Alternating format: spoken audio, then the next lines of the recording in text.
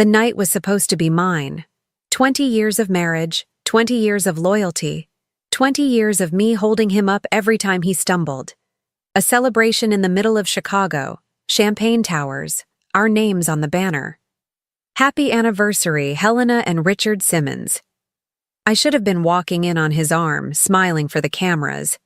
Instead, I walked in alone, heels clicking against the marble, already sensing something was off. It hit me the moment I saw her. She was standing at the edge of the ballroom in a red silk dress cut far too high, laughing too loud, sipping on champagne she hadn't paid for. My husband's hand rested on the small of her back like it belonged there. He didn't see me at first. He was too busy whispering in her ear. My stomach turned. That was our night. I'd been promised a vow renewal, a speech about our love, a dance to the same song that played at our wedding. Instead, I was watching my husband of 2 decades paw a woman young enough to call me auntie. I'd prepared myself. I wasn't stupid. The late nights at the office, the gym memberships, the sudden work trips. I'd been piecing it together. And tonight, I decided to end it on my terms. Before leaving the house, I'd slipped a packet of itchy powder into the lining of his suit jacket. A childish move? Maybe. But I knew humiliation would be the only language he understood. When he finally noticed me, he froze for half a second. Then he smirked, like I was the one intruding. "Helena, you made it," he said, voice dripping with false charm. He didn't even bother moving his hand from her back. I walked right past him, grabbed a flute of champagne from a passing tray, and said loud enough for the nearby guests to hear, "Of course I did. I wouldn't miss watching you make a fool of yourself." He tried to keep the night under control, rushing to the stage when the announcer called him up for his big speech. That was his fatal mistake. The powder was already working. At first, he tugged at his collar, subtle enough that only I noticed. Then came the scratching. Neck, arms, chest. His voice cracked as he tried to speak. "Ladies and gentlemen," he rasped, then scratched harder. The room started buzzing. Cameras tilted up from their dinner tables. Guests whispered, not about the anniversary, but about his red, blotchy skin. The mistress, bless her stupidity, rushed to his side and patted him down like she could fix it. That only made it worse. He shoved her hand away, but not before the crowd saw the raw red streak spreading across his neck. I raised my glass. "You should sit down, Richard," I called from my table. "You look like you've been caught red-handed." The pun landed better than I expected. A ripple of laughter cut through the murmurs. He glared at me, eyes wild, sweat dripping down his temple. "What the hell did you do, Helena?" I stood, walked toward the stage, and placed my champagne flute right at the edge of the podium. "Me? Oh no, darling. You did this to yourself the moment you decided to drag your mistress to our anniversary gala." Gasps erupted around the room. Phones came up. People live-streamed because of course they did. That's how betrayal spreads these days. Not through whispers, but through hashtags. The mistress finally found her voice.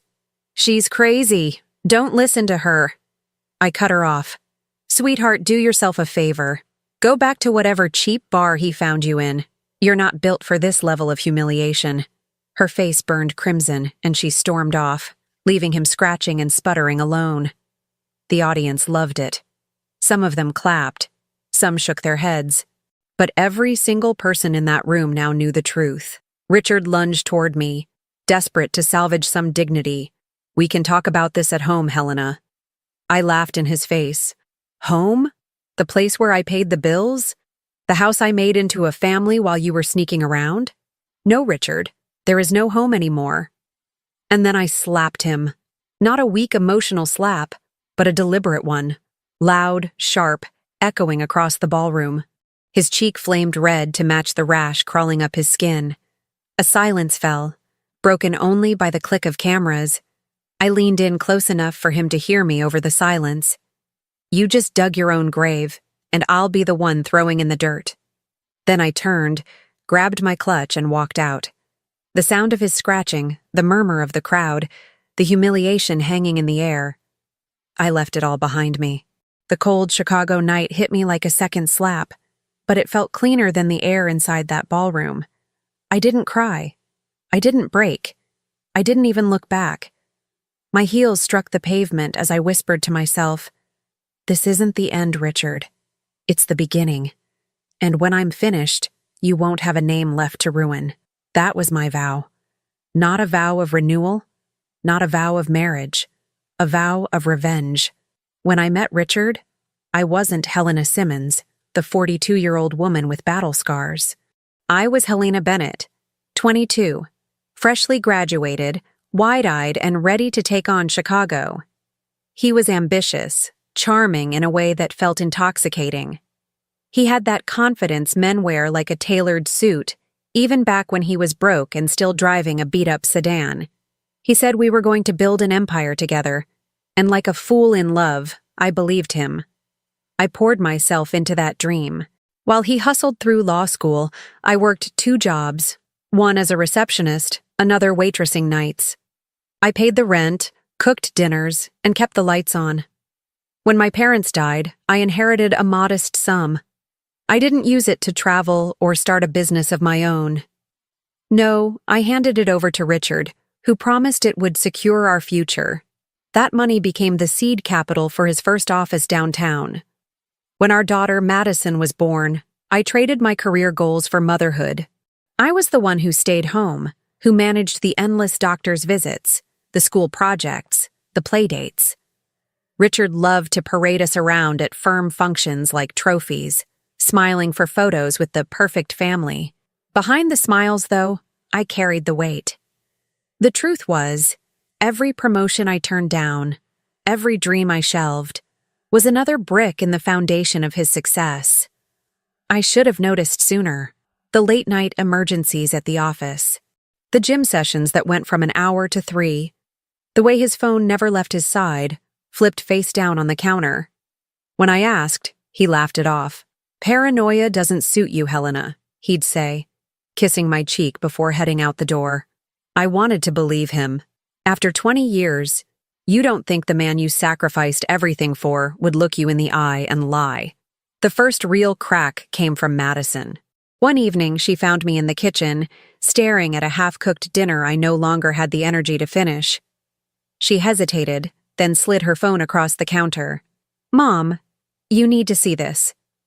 It was Richard, clear as day, arms around another woman outside a restaurant. Not just one photo. A series of them, each one more damning than the last. Him holding her hand. Him leaning in, lips too close to her ear. Him opening the door to the same black Mercedes he drove home every night. My hands shook as I scrolled. "Where did you get this?" I whispered. "Instagram," she said quietly. "Her account isn't private. I think she wanted you to see." That gutted me more than the photos. The audacity of this woman, flaunting her affair with my husband, tagging locations I'd been to with him. I could smell the perfume through the screen. I wanted to throw the phone, but Madison's eyes were on me. Scared, protective, angry. "Mom," she said, her voice firm despite the quiver. "It's not just rumors anymore. He's cheating. You can't ignore it." And just like that, the illusions I'd clung to shattered. 20 years of loyalty, sacrifice, and compromise collapsed under the weight of a truth I could no longer deny. I wasn't just a wife betrayed. I was a woman robbed of decades I could never get back. But grief wasn't what filled me that night. It was resolve. If Richard thought he could humiliate me, steal my years, and walk away clean, he didn't know me at all. The morning after the gala, I stared at myself in the mirror and saw a stranger. Not the humiliated wife from last night, not the loyal caretaker who gave up everything for a man who didn't deserve it. No. The woman staring back at me had fire in her eyes. I'd spent too long being patient, too long forgiving, too long hoping he'd change, that Helena was gone. I poured myself a black coffee, sat at the kitchen table, and pulled out my laptop. The first thing I did was log into our joint accounts. He'd always assumed I didn't understand the finances, which was his first mistake. I'd tracked every deposit, every withdrawal, every credit line. He'd made the money, sure, but I was the one who kept it from disappearing. With a few clicks, I transferred my inheritance accounts fully into my name, freezing the joint ones so he couldn't touch them. I felt an almost giddy satisfaction imagining him at some store later, card declined in front of his precious mistress. Next came the lawyer. I'd met with one months earlier, after the first late-night meetings didn't sit right with me. I'd kept the card tucked in my wallet, waiting for the day I'd need it. That day had arrived. I dialed the number, my voice steady as I explained what happened and scheduled an urgent appointment. By noon, I had a plan in motion. Packing was easier than I expected. I pulled down suitcases from the closet and started with the essentials. Madison's photo albums, my jewelry, the files he thought I never looked at. Every item I placed in the bag felt like reclaiming a piece of myself. This wasn't running away. This was me clearing the battlefield before the war began. The lake house was next. That house had been in my family for generations before I sold half my stake to fund his firm. I still had enough ownership rights to list it. I called the realtor, explaining I wanted it on the market immediately. She hesitated. "Are you sure, Helena?" But my tone left no room for doubt. I wasn't just selling property. I was ripping away his weekend escape, the place where I now realized he'd probably taken her. By late afternoon, the wheels were spinning. Bank accounts secured, lawyer ready, house on the market, suitcases packed. For the first time in years, I felt in control. And that's when Richard finally noticed. I was halfway through boxing up books in the study when I heard the front door slam. His voice thundered down the hall. "What the hell do you think you're doing?" I didn't even flinch. "Exactly what you forced me to, Richard. Taking back what's mine." He stormed into the room, face flushed, eyes darting to the half-packed boxes. "You froze the accounts. The bank called me." "Good," I said, taping a box shut. "Now you won't be tempted to waste any more of our money on your little girlfriend." His jaw dropped, like he couldn't believe I'd said it out loud. "Helena, you're overreacting. It was nothing, just a distraction. Don't throw everything away over this." I laughed, bitter and sharp. A distraction? 20 years of my life, my money, my loyalty, and you dare call it a distraction? He stepped closer, lowering his voice. "You don't have to do this. We can fix it. Let's just talk." I shoved the box into his chest, forcing him back a step. "No, Richard. Talking is over. You had your chance. Now it's my turn." For the first time, I saw fear flicker in his eyes. Not the fear of losing me. He'd already made peace with that. It was the fear of losing everything he thought he owned. And I promised myself he would. The fallout started faster than even I expected. By Monday morning, Richard's perfect little world had cracks spiderwebbing through it. The first call came from the bank. They confirmed my name was the only one authorized on the accounts now. Richard, furious, tried to raise hell at the branch downtown, demanding access. I heard about it from one of the tellers I knew, a woman who'd watched me deposit inheritance checks for years. She told me with barely disguised delight how Richard's card had been declined when he tried to charge an expensive lunch. The staff whispered as he stormed out, his pride bruised before he even stepped onto the sidewalk. Meanwhile, the mistress, I'd finally learned her name, Sierra, started panicking. Without Richard's cards to flash, her designer habits dried up overnight.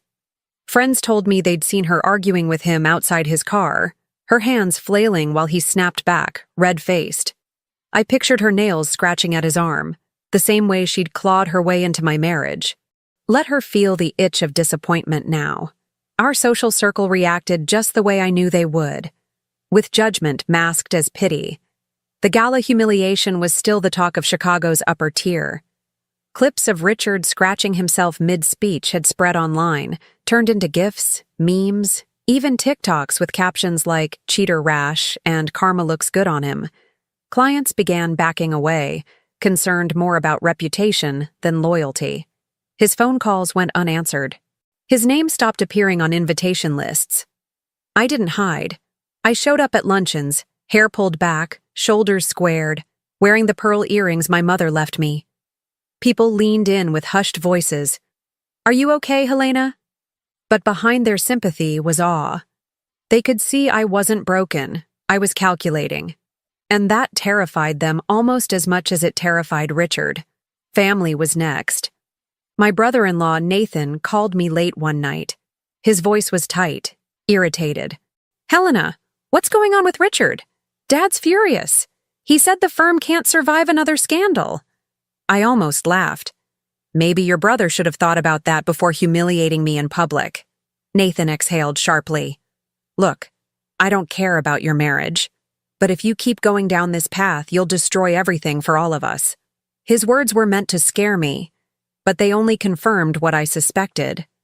Richard's betrayal wasn't just personal. It was professional, financial, generational. Every step I took toward reclaiming what was mine also loosened the foundation his family stood on.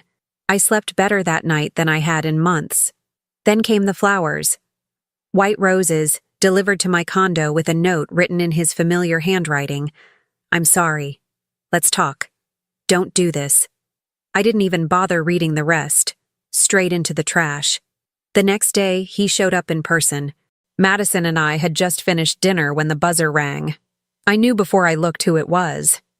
His voice crackled through the intercom, urgent and desperate. Helena, please. Just let me come up. 5 minutes. That's all I'm asking. I pressed the button, steady and cold. No, Richard. You lost the right to step into my home the second you stepped out with her. Helena. I cut him off. Go scratch somewhere else. I hung up, leaving him standing on the street. Madison peeked through the blinds and whispered, He looks small. And he did. A man once so towering in confidence reduced to pacing the sidewalk, running his hands through thinning hair, shouting up at windows that stayed shut. It hit me then. This was only the beginning. The real consequences hadn't even arrived yet. But the cracks were widening, and soon the whole facade of Richard Simmons would collapse. The second confrontation wasn't planned. That's what made it perfect. It happened at one of Chicago's busiest restaurants, the kind of place where tables are packed elbow to elbow and reputations are built by who you're seen dining with. I'd gone with a few friends from my charity board. We were halfway through salads when I heard his voice. Loud, familiar, and arrogant. The same voice that used to smooth-talk me into forgiving anything. Richard. And of course, Sierra was with him, dressed in a low-cut black dress that screamed desperation. They waltzed in like the city hadn't been laughing at them for weeks. I could have ignored them. I could have stayed in my seat, kept my head down, let him stew in his shrinking circle of relevance. But no. Tonight, I wanted him to feel the weight of what he'd lost. He spotted me first. His smirk faltered, but he straightened his shoulders, squeezing Sierra's hand like she was some kind of trophy. He walked straight toward my table, his voice booming enough for nearby diners to hear. Helena, we need to talk. I set down my fork slowly, savoring the way every eye in the room turned toward us. Richard, the only thing we need is distance. And from where I'm sitting, you're far too close. A ripple of laughter spread across the room. He flushed, but pressed on. You can't keep freezing me out. The accounts, the house, the firm. You're destroying everything. All because you're bitter. I stood, meeting him eye to eye. Bitter? No, Richard. Bitter was when I cried myself to sleep wondering why you stopped coming home. Bitter was when our daughter showed me photos of you wrapped around your mistress. What you're seeing now isn't bitterness. It's justice. The room went silent except for the clinking of glasses. Sierra shifted uncomfortably, her smile wobbling. This is pathetic, she muttered. You're obsessed with tearing him down. I turned my gaze on her, calm but sharp. Sweetheart, if you think you're immune, you're mistaken. You didn't steal a husband, you borrowed a liability, and the return policy is brutal. Gasps. One man at the next table actually choked on his drink. Sierra's face crumpled, her eyes darting around as whispers swirled. She yanked her hand free from Richard's grip. I'm not doing this, she hissed, grabbing her purse. You're finished, Richard. I'm not going down with you. She stormed out, heels clacking against tile. Richard stood there, abandoned, scratching the back of his neck like he had at the gala, his power leaking out of him in real time. I leaned closer so everyone could hear me clearly. You built your empire on my sacrifices, and now everyone gets to watch it collapse, piece by piece. Phones were up again, recording every word. I didn't care. In fact, I wanted them to. My line would travel faster than any press release he could dream up. Richard tried to salvage dignity, but his voice cracked. You think people are laughing with you? They're laughing at you, Helena. I smiled. No, Richard, they're laughing at you. And I'll make sure they never stop. I turned back to my table, lifted my glass of water like it was champagne, and toasted quietly to myself. Behind me, the whispers grew louder, spreading through the restaurant like wildfire. When I sat back down, my friends stared at me wide-eyed. One of them leaned in, whispering, "That line, the liability one, it's going to be everywhere by morning." Good. That was the point. Richard wasn't just losing money or status anymore. He was losing the narrative. And once a man like him loses control of the story, he's already finished. Richard never could stomach losing control. So when the restaurant confrontation spread across Instagram, TikTok, and Twitter, he did what desperate men always do. He tried to spin the story. 2 days later, he sat down for a glossy interview with a local business magazine. The cover headline read, "Richard Simmons, Misunderstood or Maligned." In the photos, he wore a tailored suit and a forced smile, as if the itchy powder and the Mistress's walkout were minor hiccups in an otherwise perfect career. He painted himself as the victim. Helena is a wonderful woman, but she's been manipulated by anger, he told the reporter.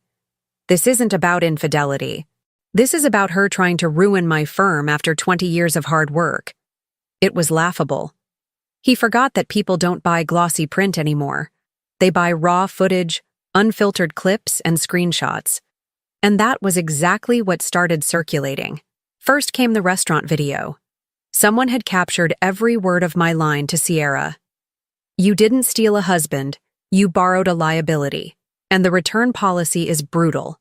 It blew up overnight, racking millions of views with hashtags like such or borrowed liability, return policy, and Char Scratchgate, a callback to his Gala rash.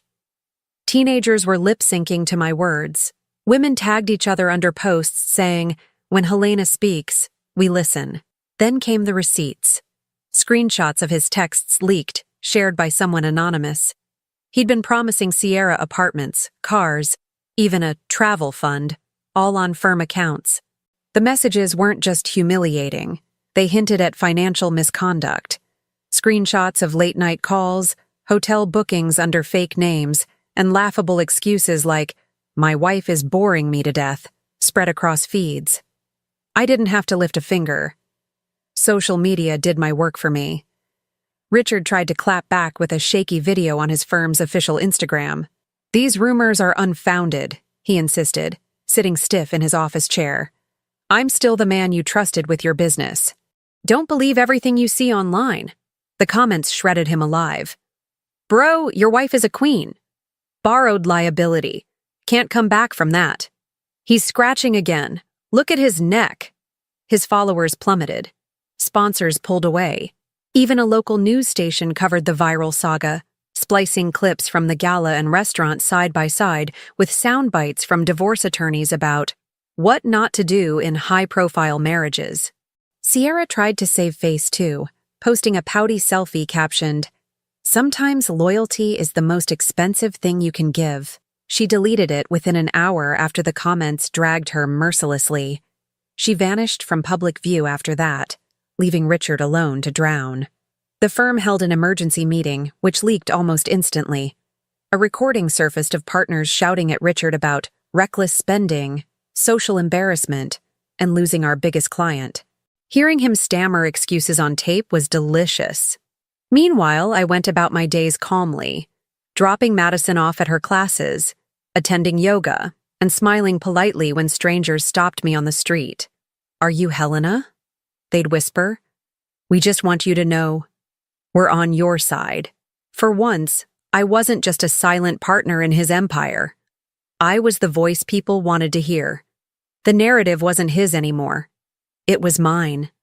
The final nail came from a viral TikTok mashup. Someone edited footage of him scratching at the Gala with my line from the restaurant playing over it like a soundtrack. "You didn't steal a husband, you borrowed a liability." It ended with a freeze frame of his red, blotchy face and the caption, "Return policy activated." It was brutal. It was merciless. And it was perfect. By the end of the week, Richard Simmons wasn't known as a powerful Chicago attorney anymore. He was a walking meme, a punchline in group chats, the face of betrayal gone wrong. And I didn't have to lift a single finger. The courtroom smelled of polish and nerves. Richard sat 2 rows ahead, shoulders hunched, his once perfect suit wrinkled like it had been pulled off the floor. He didn't look at me. Couldn't. The man who once commanded boardrooms with his voice now whispered to his attorney like a child begging his parent for help. The divorce proceedings were brutal, not because I raised my voice, but because I didn't need to. I had everything documented. Every dollar he'd siphoned from firm accounts to fund Sierra's shopping trips. Every late-night hotel receipt under aliases. Every transfer he'd tried to hide in shell accounts. My lawyer laid it all out with surgical precision. "Mrs. Simmons funded the early days of the firm," she said, voice sharp. "Her inheritance provided the capital. Her sacrifices at home allowed Mr. Simmons to rise unchecked. And now he wants to walk away leaving her with scraps?" The judge's eyes narrowed at Richard's side. His attorney stammered, muttering about exaggeration and emotional bias. But numbers don't lie. I watched the color drain from Richard's face as the judge froze assets, ordered an independent audit, and granted me sole custody of Madison without hesitation.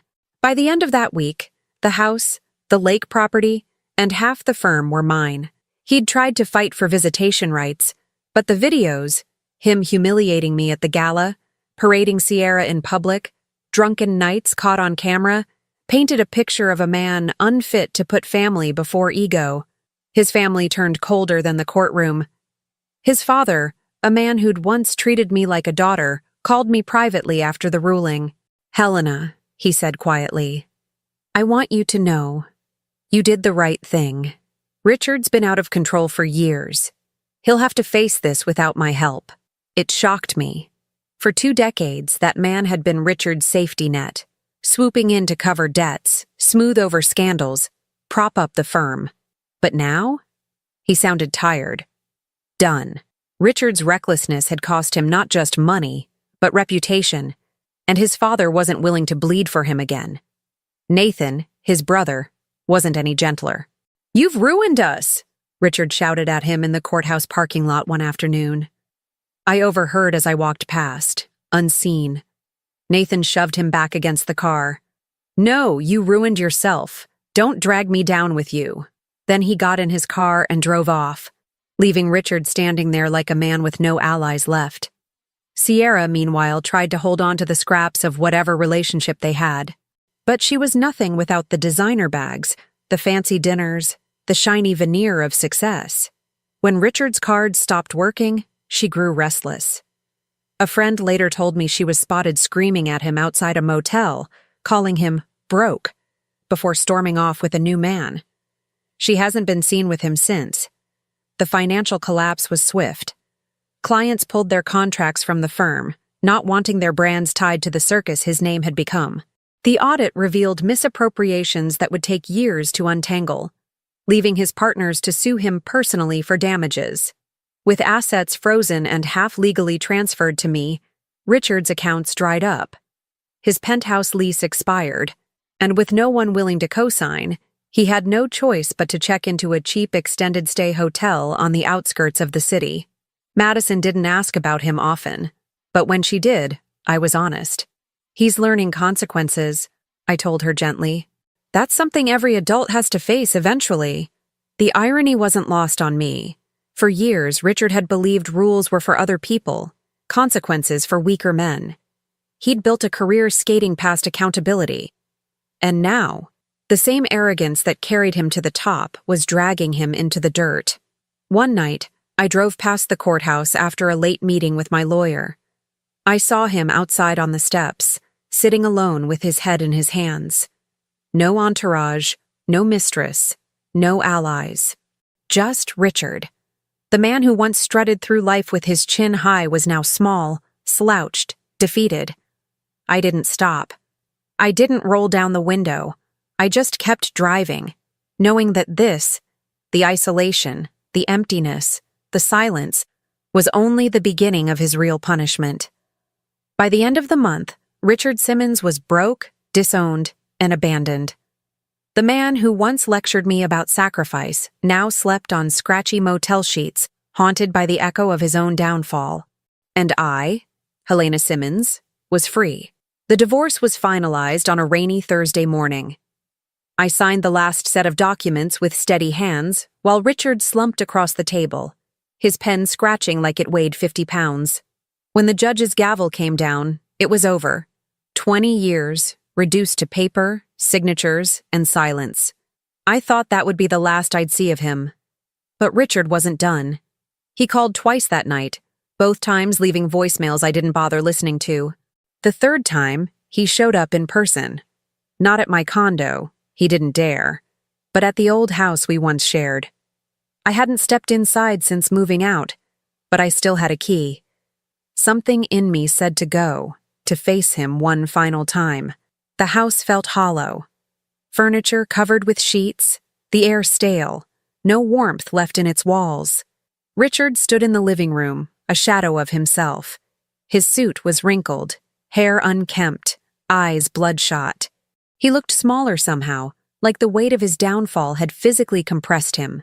"Helena," he said, voice cracking. "Thank you for coming." I kept my distance. "What do you want?" He swallowed hard, fumbling for words. "I want us. I want to fix this. We can start over. People come back from worse, right? You and me, we had 20 good years. Don't throw it away." I almost laughed. 20 good years? More like 20 years of me holding everything together while he played king. You destroyed it, Richard, not me. You paraded your mistress in front of me. You spent our money on lies. You turned our marriage into a circus. His shoulders slumped, his hands trembling at his sides. I made mistakes. I know that. But I love you, Helena. I always have. Sierra meant nothing. Those women, they meant nothing. The words rang hollow. I could see the desperation in his eyes, but not sincerity. He didn't love me. He loved what I gave him. Stability, reputation, control. And now that it was gone, he thought a few apologies could glue it all back together. I stepped closer, my heels echoing in the empty room. Love doesn't humiliate. Love doesn't gamble away someone else's sacrifices. Love doesn't cheat in plain sight and then blame the woman you betrayed. His eyes glistened, a tear slipping down his cheek. I'd seen him cry before. At our wedding, at Madison's birth, when his first big client signed the deal. But this was different. These weren't tears of joy or pride. These were the tears of a man watching his empire burn down around him, desperate for someone else to put out the flames. "I've lost everything," he whispered. "The firm, the house, the money, Sierra, all gone. Don't let me lose you too." I tilted my head, studying him. "You already did. The moment you chose them over me, you lost me." Everything after that was just the world catching up to the truth. He took a step toward me, but I held up my hand. Don't come any closer." His lip quivered. "Helena, please. I can't do this without you." And that was the moment. The final clarity. For years, he'd built himself up as this untouchable man, the genius attorney, the provider, the untamed force. Now he was stripped bare, begging for scraps from the woman he'd discarded. I straightened my spine, meeting his gaze without a flicker of hesitation. "You're wrong, Richard. You can do this without me. You have to, because you're the architect of your own destruction, and I won't rebuild what you chose to tear down." Silence filled the room, thick and final. His face crumpled, and he collapsed onto the couch, burying his head in his hands. I didn't feel pity. I didn't feel triumph. I just felt free. I turned toward the door, heels clicking against the hardwood one last time. At the threshold, I paused, looking back just once. He was still hunched over, sobbing quietly, the mighty Richard Simmons reduced to nothing more than a man facing the ruins of his own choices. And then I walked out, closing the door behind me. The rain had stopped. The air smelled clean. For the first time in years, I breathed without weight pressing on my chest. There was no going back, no second chances, no more tears. Only forward. That night, I slept soundly. 6 months later, my life barely resembled the hollow routine I'd once endured. The days no longer blurred together in a haze of covering for Richard, cleaning up his messes, or wondering where he was late at night. Instead, every morning felt like mine. I woke up in a sunlit condo overlooking Lake Michigan, brewed my coffee without tension in my chest, and sat down at a desk filled with my own projects. My life wasn't about being someone's wife anymore. It was about being Helena. Madison thrived, too. She'd been accepted into her first-choice university, something I'd feared the chaos might derail. Instead, she blossomed. Her professors praised her writing, her independence, her resilience. One afternoon, she hugged me in the kitchen and whispered, "You showed me what strength looks like, Mom. I'll never let anyone treat me the way Dad treated you." Those words carried more weight than any legal victory. It wasn't just my freedom I'd won. I'd passed on a lesson of self-worth to my daughter. Financially, I was secure. The divorce settlement, combined with the half of the firm I now owned, meant I didn't have to worry about stability. But I didn't sit back and gloat. I invested in myself for the first time in decades. I started consulting for local nonprofits, helping them manage grants and budgets. I joined the board of a women's shelter, donating both time and resources. Every move reminded me that my sacrifices hadn't been in vain. They'd simply been redirected. I was finally building something that belonged to me. Publicly, the saga had faded into Chicago's endless stream of scandals. The memes had slowed, the gossip replaced by newer dramas. But every so often, people still stopped me on the street or at charity events. "You're Helena, right? The liability line?" they'd say with a grin. I'd smile politely. I wasn't defined by a single moment, but I didn't mind that my refusal to be silenced had inspired others. Women confided in me about leaving toxic marriages, about finding courage. I hadn't set out to be a symbol, but I'd become one. As for Richard, he was barely a shadow. I heard things, of course. Chicago is small when you've lived in its circles as long as we had. He'd been forced out of the firm entirely after the audit bled them dry. His father cut ties completely, moving his investments elsewhere. Nathan refused to answer his calls. Sierra was long gone. Last I'd heard, he was renting a shabby apartment in a neighborhood far removed from the glittering towers he once called home. No penthouse, no tailored suits, no spotlight, just Richard, stripped bare of everything he thought made him untouchable. I never saw him again in person. But one rainy evening, walking home from a board meeting, I spotted him across the street. He was hunched under a flimsy umbrella, a stack of papers clutched to his chest. For a moment, I froze, waiting to see if he'd look up. He didn't. He just trudged past, face down, blending into the crowd of commuters. That was when it hit me fully. He was irrelevant. Not an enemy, not even a memory worth bitterness. Just another man the world had passed by. Freedom didn't come with fireworks or parades. It came with quiet, with peace, with nights where I could read a book without my phone buzzing with excuses, with mornings where Madison and I laughed over pancakes without wondering if he'd show up. It came with silence in my heart, the absence of resentment, the presence of possibility. Sometimes, late at night, I'd sit on the balcony overlooking the lake and think about the woman I used to be, the one who sacrificed her 20s, who ignored red flags, who thought loyalty was enough to keep love alive. I didn't hate her. She did what she thought was right. But I would never be her again.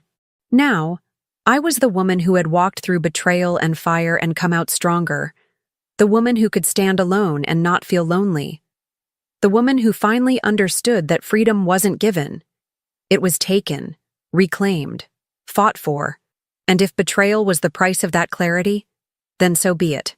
I leaned back in my chair, the city lights glittering across the water, and whispered to myself, "This is mine." Richard's downfall was complete, but my story, my real story, was just beginning. Thank you so much for watching this story until the very end. Betrayal and revenge carry heavy lessons, and I'd love to know your thoughts. Or if you've ever gone through something similar, feel free to share your experience in the comments below. Your stories help others feel less alone. If this video spoke to you, don't forget to hit the like button and subscribe for more powerful stories just like this one. Every comment, like, and subscription helps us grow this community, and I'm truly grateful to have you here.